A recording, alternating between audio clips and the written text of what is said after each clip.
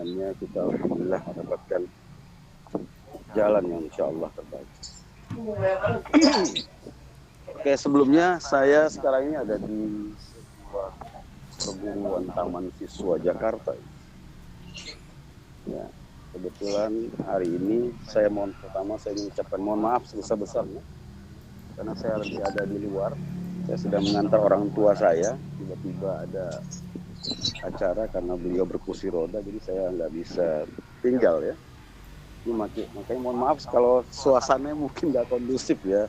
Saya pakai handphone gitu, dan ini suasananya jadi mohon maaf. Oke, pertama saya ingin mengucapkan selamat ketemu kita ini dalam suasana semester 2. Intinya pertama-tama saya sudah dapatkan absen dan saya sangat bersyukur sekali ya bisa ketemu bapak-bapak, ibu-ibu, ya, mahasiswa dari berbagai daerah di seluruh Indonesia nih. Luar biasa. Tapi sebelumnya saya mohon maaf dulu kalau mungkin ada yang lebih senior dari saya mohon maaf dulu ya. Bukan sok muda juga saya, tapi ya mohon maaf kalau ada ya mohon maaf. Sebelumnya perkenalkan dulu, nama saya Al Ghazali. Saya sekarang ini mengajar juga di Universitas Dinas Sarana Informatika, kemudian juga di Poltekkes Kemenkes Jakarta 3. Ya. Saya juga mengajar agama dan filsafat. Kalau di BSI di manajemen, kemudian juga ada di LSPR, London School Public Relation, mengajar juga agama. Nah, kebetulan semester ini saya diberikan amanah untuk menemani kawan-kawan senior nih ya. Saya kira nggak bisa dibilang mahasiswa, sebenarnya udah teman-teman ini sudah luar biasa pengalamannya ini. Sebagai seorang guru, rata-rata kan sudah guru semua ya. Saya yakin sudah luar biasa ini. Jadi makanya saya nggak bilang sedang mengajar atau apa, tapi lebih pada sharing aja ya, terutama pengalaman satu sama lain. Saya kira pada semester ini kita banyak diskusi saja ya soal usul tarbiyah. Jadi nggak ada cerita ngajar-ngajar lah ya, apalagi ini kan mahasiswa aja belajarnya biasa sudah mulai mandiri, apalagi guru-guru ini kan udah guru semua. Jadi saya agak yakin teman-teman sekalian itu jauh lebih baik ya, karena punya jam terbang yang luar biasa. Kemarin saya udah lihat juga beberapa background teman-teman ya, yang ada yang dari MTS, Hidayah dan lain sebagainya. Satu semester ini untuk hari ini aja ya, karena kita masih sesi perkenalan, kita pakai Zoom ya. Ke depan nanti mungkin kita tetap pakai Damel ya, Damel. Dan kalau emang memungkinkan nanti sekali kita pakai Zoom juga atau Jmeet atau terserah nanti bagaimana. Tapi sebelumnya suara saya terdengar gak di sana ya? Dengar.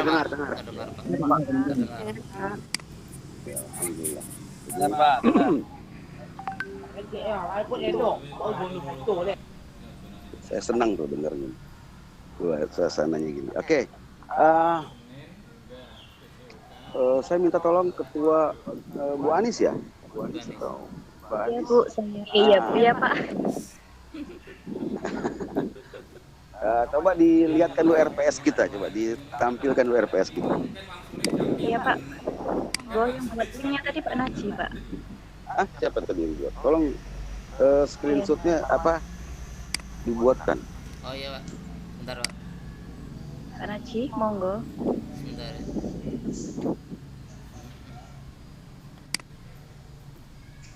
Kok nggak kelihatan ya?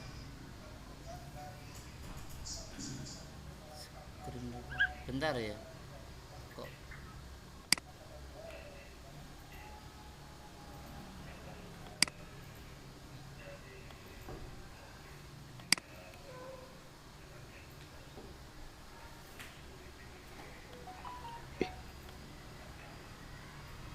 nggak bisa ya.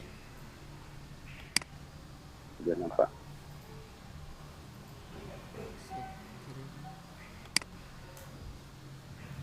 Cancel.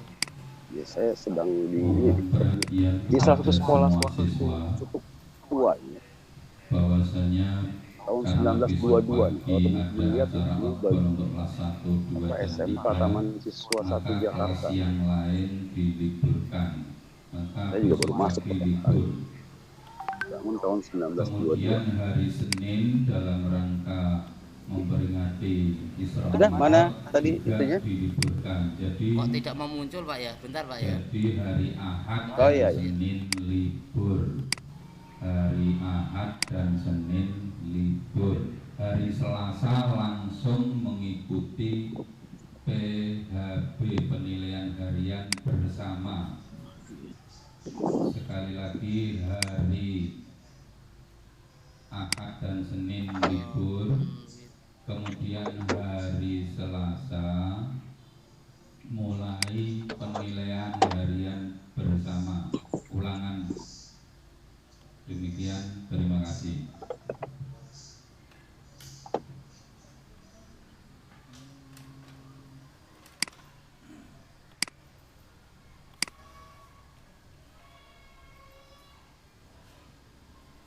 Oke. PS. Maaf ya, saya nggak dapat sambil nunggu screenshotnya. Yang paling timur siapa di sini? Bisa perkenalkan diri yang paling timur, kira-kira yang merasa paling timur? Pak Ramlan. Siap. Silakan perkenalkan diri yang Baik, paling timur siap. sambil nunggu screenshot nih. Baik, siap. Assalamualaikum warahmatullahi wabarakatuh. Waalaikumsalam. Ya, nama saya Ramlan Zakaria.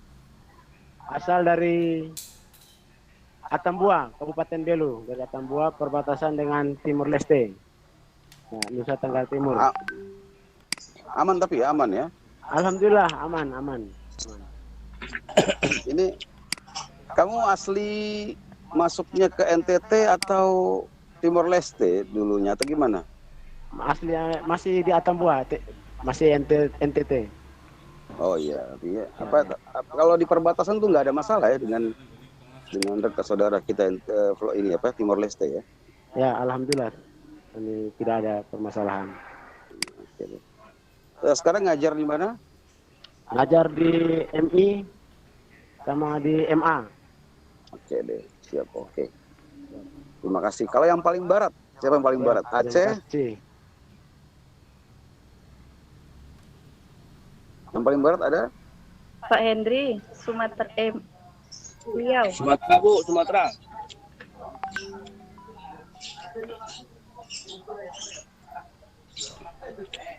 Paling Aceh ada Aceh. Sumatera Utara? Riau ada Pak. Riau ada Pak. Oh, Riau ada. Alhamdulillah. Jadi luar biasa, saya lihat kemarin. Siapa yang Riau? Saya Pak. Nah, silakan perkenalkan. Nama saya Henry Pak, asal dari Kabupaten Rokan Hilir Riau, dari kelas D. Oh, kelas D. Jauh dari Ustadz Somad rumahnya ya? Ah, jauh Pak, jauh. Oh, jauh ya? Jauh. Oke. Ya, waktu 4 jam lah. Oh, masih 4 jam lagi ya? Iya Pak. Ya, nanti kita lanjutkan lagi. Nah, ini coba perhatikan teman-teman ya, sudah di-share tapi insya Allah sama ketuanya ya. Ini sementara ya. Iya. Silakan di next selanjutnya ini. Oke, boleh. Ahmad silakan di next dulu. Oh iya Pak, bentar Pak. Iya, Waalaikumsalam. Iya, halo. Iya, Waalaikumsalam. Ya, silakan dilanjut Ahmad, halaman selanjutnya. Oke. Jadi teman-teman kita ini ada 16 ya. Ada 16 materi yang kita akan bahas sama-sama. Sekali lagi ya, karena saya menganggap teman-teman ini punya pengalaman jauh luar biasa ya. Jadi akan lebih baiknya ya, karena ini kita bicara soal usul tarbiyah, dasar-dasar pendidikan tentunya teman-teman punya, selain secara teori mungkin kita memahami beberapa dasar-dasar teori pendidikan, tapi yang jelas sentuhan budaya, kemudian sentuhan katakanlah cara pendidikan keluarga itu pasti akan memberikan pengaruh tersendiri. Jadi saya minta warna-warna itu bisa tampil dalam diskusi kita, dalam setiap materi kuliah kita. Coba, saya terlalu kecil di handphone ya, mohon maaf nih. Bisa dibacakan nggak yang pertemuan yang sesi pertamanya, pertemuannya? Ahmad, bisa nggak? MK pertama. Saya nggak, maaf saya nggak bisa. Yang MK pertama itu Pak ya? Iya. Memahami hakikat usul tarbiyah, lingkup dan kegunaan, ruang lingkup dan kegunaan. Nah, kan? Saya kira hal-hal yang seperti ini kan teman-teman mungkin bilang sering sekali kita temukan ini Pak. Cuman mungkin saja secara teori atau pemaknaan atau narasi atau diksi yang kita pilih mungkin bisa aja berbeda. Tapi sesungguhnya apa yang menjadi sebuah dasar tarbiyah atau pendidikan, saya pikir sebenarnya nanti Anda akan punya temuan tersendiri ya, dengan pengalaman, dengan kemudian lingkungan kita ataupun dengan suasana yang dibangun di keluarga kita, itu akan menghasilkan hal yang berbeda, satu sama lain punya perbedaan. Mudah-mudahan nanti kita bisa dapat tuh ya pendidikan di Sulawesi ya, dasar-dasar pendidikan corak tadi di Atambua ya, atau misalnya di Riau atau di Jawa ya, pasti punya perbedaan yang saya kira sangat unik sekali ya. Dan tolong catat ini ya, sebagai juga bagian dari bisa kalian jadikan sebagai kajian skripsi. Tolong dicatat nih ya. Nanti kalau mau nyari-nyari ide-ide skripsi, kalian pakai skripsi kan ya? Nanti ya. Iya Pak, insya Allah skripsi. Mau skripsi nggak nanti? Iya Pak. Mau ya? Kalau nggak, Ya Pak, skripsi. Ya, siap. kalau nggak mau ya nggak lulus. Berarti nggak dapat S1 juga, percuma di kuliah ya. Jadi makanya tolong catat ini ya, jadikan ini sebagai salah satu ide ya, ide bahwasanya jadi nggak usah terlalu jauh-jauh kemana-mana, Anda ungkap saja ya. Saya sedikit kasih clue ya, sebelum kita kemana-mana ya, mohon maaf nih, sebelum kita kemana-mana, bahwasannya skripsi itu bisa sifatnya kuantitatif, bisa sifatnya kualitatif. Mungkin terlalu jauh kita melangkah, tapi nggak apa-apa ya. Nah, salah satunya adalah dengan kualitatif.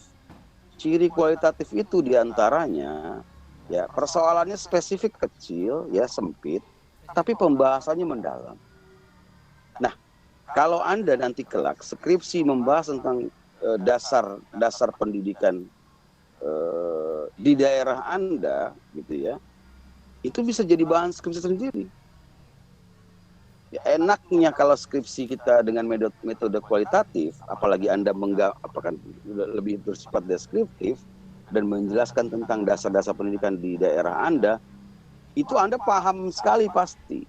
Para penguji pasti yakin dia akan diam aja. Mau nanya juga, Anda tinggal jawab mohon maaf nih. Kalaupun jawab Anda itu agak-agak asal menurut versi daerah Anda, akan iya juga penguji gitu. Ya, karena ini kualitatif itu kan sifatnya hanya menjelaskan gitu, dan itu bisa jadi ide yang bagus ya. Selain juga mengungkap mungkin ada dasar-dasar pendidikan khas tertentu daerah Anda yang membuat beda antara daerah Anda dengan daerah lain. Itu yang kita sebut dengan penelitian kualitatif, itu harus unik ya. Tolong dicatat ya, boleh misalnya Atambua, ada contoh apa kira-kira pendidikan dasar di Atambua? Coba tadi Ramlan, ada nggak kira-kira?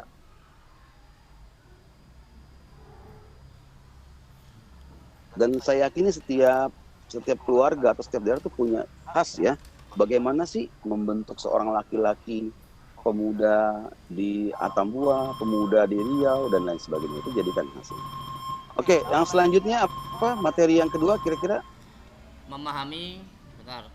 Bacakan Ahmad. memahami metode pengembangan dan sumber usul tarbiyah. Oke ya.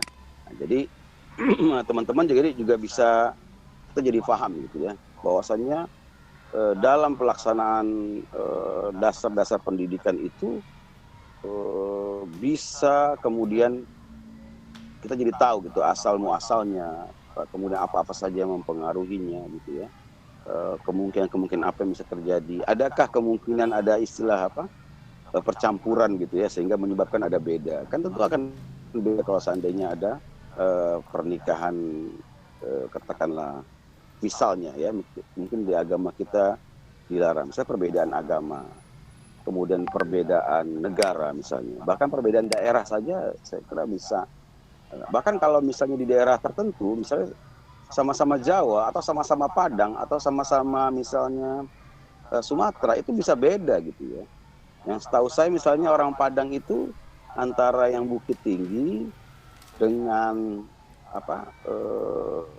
misalnya yang Pariaman ya, kemudian daerah katakanlah pesisir dan lain sebagainya, itu punya cara menikah ataupun melamar tuh berbeda gitu satu sama lain. Dan itu bisa jadi mempengaruhi corak pendidikan mereka di sana gitu terhadap laki-laki atau perempuan. Oke, selanjutnya Memahami hubungan usul tarbiyah, landasan pendidikan Islam terhadap pengembangan tujuan pendidikan Islam, kurikulum pendidikan Islam, guru dan cara mengajar dalam pendidikan Islam, murid dan cara belajar dalam pendidikan Islam, sumber dan media pembelajaran dalam pendidikan Islam, dan sistem penilaian dalam pendidikan Islam. Oke, sebenarnya karena kita itu bicaranya usul tarbiyah, karena landasannya adalah Islam, yang paling utama tentunya teman-teman guru-guru mesti paham ya, bahwasanya kita nggak boleh lepas disebut apa yang disebut dengan dengan al-Islam, al-Iman, wal-Ihsan ya. Jadi ada 3 komponen utama itu ya, harus dasarnya itu ya. Jadi al-Iman, al-Islam, dan al-Ihsan. Jadi usul tarbiyah yang kita sedang bahas ya, yang akan kita bahas ke depan, kalau kajian adalah kajian tentang Islam, tentu nggak boleh lari dari apa yang kita sebut al-Iman, al-Islam, dan al-Ihsan ya.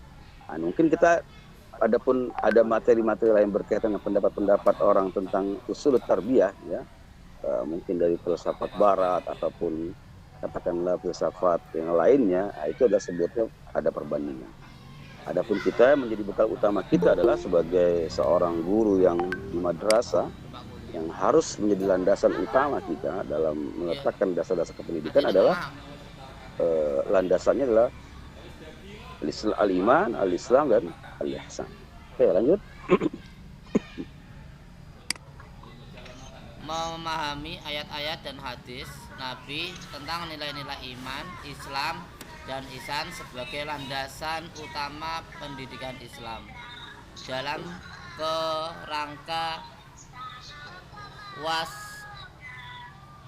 wasatiyah Islam. Ya.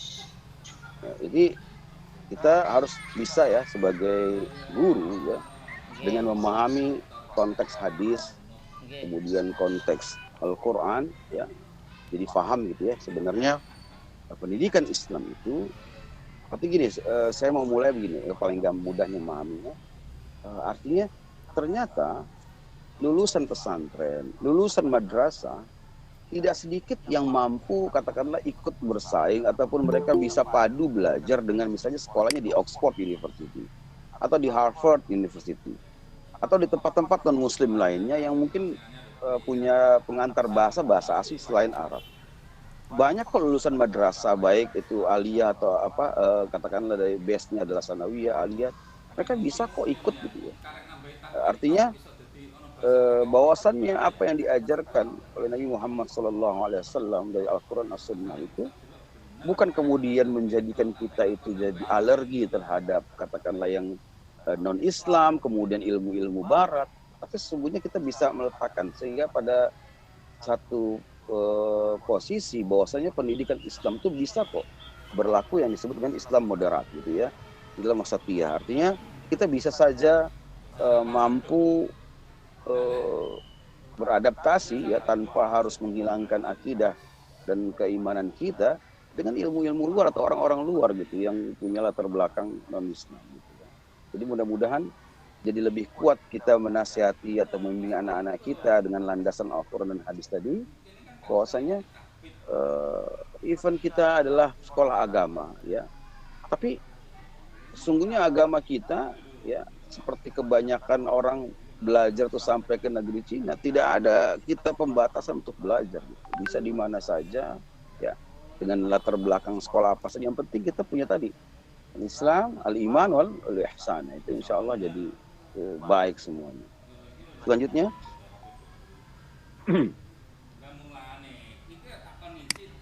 memahami ayat-ayat dan hadis Nabi tentang nilai-nilai iman, Islam, dan ihsan sebagai landasan utama pendidikan Islam atau dalam kerangka memahami ayat-ayat dan hadis Nabi tentang tauhid, insaniyah atau nilai kemanusiaan, al-adalah, al-ihsan, al-akhlakul karimah, ilmu pengetahuan, al-amalus sholih, konsep al-umat sebagai landasan pendidikan Islam. Oke, bagus ya. Jadi ini saya kira semuanya udah ideal, semua kita dapati gitu ya. Ini persoalan cuman kita menuangkan, kalau dalam makalah tuangkan. Kalau dalam skripsi kita tuangkan dalam skripsi. Semuanya sudah maklum gitu ya, kita dapati dia. Memang karena kita kan base kita di sekolah madrasah gitu ya. Jadi kita ada banyak hafalan bagaimana konsep pendidikan, kemudian Al-Quran mengajarkan kita dari mulai kecil ya, dari mulai lahir. Ya, kemudian Rasulullah juga mengajarkan kepada kita anak-anak itu lahir harus dimulai misalnya dari rezeki yang halal. Dimulai Rabbana ghfir Rabbana dari mulai kita mengucapkan doa ya, doa mulai makan, bahkan kalau lebih mudahnya lagi dari memulai katakanlah bagaimana kemudian untuk membuahi pasangan kita itu ada doa tersendiri. Itu kan proses-proses seperti itu sampai kemudian tahapnya mencari nafkah yang halal, kemudian juga sampai kemudian mendidik jadi mulai akikah, memberi nama yang baik dan seterusnya, di pendidikan yang baik, memenuhi hak-hak anak ya, hak anak keluarga dengan cara yang sesuai dengan tuntunan Rasulullah SAW. Oke, selanjutnya. Akbar. Lanjutnya Pak ya. Lanjutnya Pak. Ya lanjut. Memahami keterkaitan antara nilai-nilai Pancasila dan tujuan pendidikan nasional dengan landasan pendidikan Islam. Nah, ini nih yang paling seru sebenarnya gitu ya, kalau menurut saya gitu ya. Kalau saya sependapat gitu, ada beberapa pendapat yang mengatakan bahwasanya Pancasila itu adalah salah satu hadiah umat Islam terbesar kepada bangsa Indonesia. Jadi kita bisa dibilang keterkaitan, kalau pribadi dibilang keterkaitan Pancasila dengan pendidikan Islam, saya kira mungkin bisa dikatakan sebenarnya Pancasila itu adalah bagian dari Islam. Karena itu hasil dari para katakanlah sari atau intisari yang para ulama kemudian sarikan ya, kemudian itulah akhirnya Pancasila. Jadi kalau seandainya ada istilah Islam radikal atau apa segala macam, saya mungkin itu secara bahasa karena ingin menyudutkan satu golongan tertentu saja. Tapi kalau bahasa saya, istilah Islam radikal itu ya Islam yang taat gitu loh, bukan radikal itu jahat gitu. Kalau saya lebih cenderung memilih istilah radikal itu bukan kemudian mendasar, karena kita harus belajar agama Islam itu ya mendasar gitu. Dasarnya apa? Ya Pancasila itu. Karena Pancasila itu udah bagian dari Bagian dari yang perasan sari daripada yang para ulama kita kemudian membuat fatwa lah, kalau boleh dibilang fatwa, itu lahirlah Pancasila gitu. Jadi ini PR juga buat kita ya, bagaimana pemilihan diksi radikal itu seakan-akan tuh jadi jahat gitu ya. Padahal kita ini sebenarnya bukan harus radikal, tapi radikal kalau dimaknai positif artinya adalah orang-orang yang melaksanakan agama dengan sungguh-sungguh. Jadi kalau sekarang dibentur-benturkan kadang-kadang istilah tidak Pancasilais, Islam ini ya, ini memang karena orang-orang yang sedang mengeruk keuntungan saja ya. Nah, ini sih bukan politis ya, tapi lebih kepada kira-kira itu pandangan saya seperti itu gitu ya. Jadi ada beberapa mungkin teman-teman kita yang masih meragukan bahwasannya apa kemudian karena jadi menyudutkan satu agama tertentu ya, misalnya Islam. Padahal Pancasila itu adalah bagian dari yang kita buat ya. Sekali lagi itu bahkan bisa disebut hadiah umat Islam kepada bangsa Indonesia pada saat perjuangannya. Oke, nanti kita diskusikan. Jadi ini saya hanya memberikan pengantar aja. Selebihnya saya ingin teman-teman dari Sabang sampai Merauke kan punya pandangan ya. Mungkin saya yang tinggal di katakanlah dekat Jakarta punya pandangan seperti ini. Mungkin teman-teman yang dari daerah kan melihat pimpinan pimpinan pusat itu sebelum pindah ke ini ya, ke Kalimantan nanti ya, tentu punya pandangan berbeda gitu ya tentang bagaimana sih pasti view-nya beda gitu, cara pandang teman-teman di Atambua, Riau terhadap kepemimpinan pusat tuh gimana gitu. Nanti kita pengen dengar ya. Jadi kita buat sebenarnya teman-teman harus bisa berikan yang menarik buat biar orang tahu tuh suara Atambua itu sebenarnya gimana kepada pusat, dan sebaliknya orang Riau juga begitu, kayak apa gitu. Mudah-mudahan bisa kita diskusikan pada pertemuan-pertemuan mendatang. Oke, selanjutnya.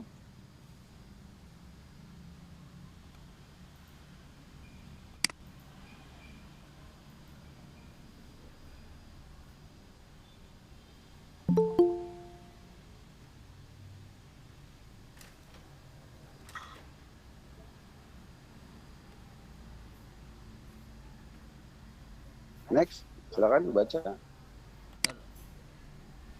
Itu yang dibaca yang bagian mana? Tadi kan saya bacanya MK-nya saja, MK-nya sampai 6. Iya.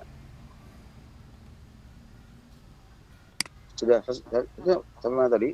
Saya nggak kelihatan di. Oke, sudah cukup lah.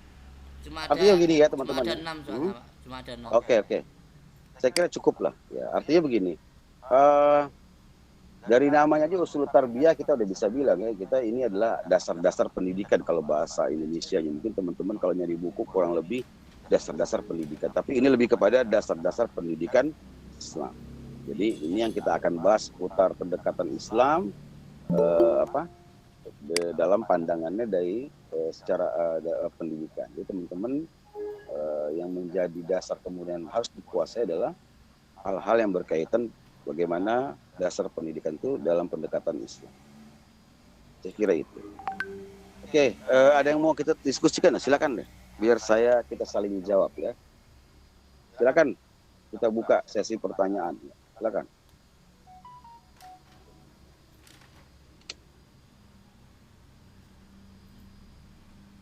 Silakan.